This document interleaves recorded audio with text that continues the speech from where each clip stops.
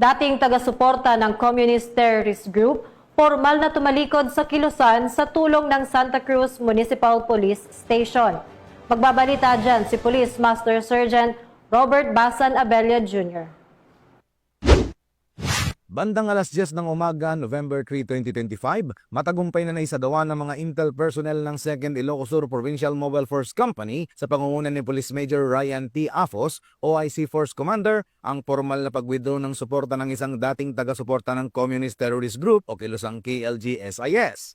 Ang naturang individual na itinago sa alias Elsa, 54 na taong gulang, may asawa at residente ng Barangay Kasilagan, Santa Cruz, Ilocos Sur, ay dating kasapi ng mga taga-suporta ng CTG. Sa pamamagitan ng tulong ng mga tauhan ng Santa Cruz MPS, PIT Ilocos Sur RIU-1 at PIU ISPPO, formal niyang isinumpa ang kanyang katapatan sa pamahalaan at tuluyang tinalikuran ng pakikilahok sa mga gawaing subversibo. Ang kanyang pagbabalik loob ay alinsunod sa whole of nation approach ng pamahalaan sa ilalim ng Executive Order No. 70 o NTF-LCAC na layuning tapusin ang lokal na problema ng insureksyon sa bansa.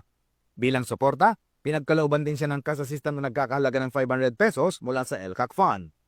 Ayon sa mga otoridad, patuloy na isinusulong ang mga programang pang-edukasyon sa komunidad at barangay-based monitoring upang mapanatili ang kapayapaan at maiwasan ang muling pag-usbong ng armadong tunggalian. Sa kabuuan, ang tagumpay na ito ay patunay na sa pamamagitan ng pagkakaisa at pagtitiwala sa pamahalaan, unti-unting nakakamit ang mithiin ng Bagong Pilipinas, isang lipunang payapa, matatag, walang kinakatakotang karahasan mula sa armadong grupo.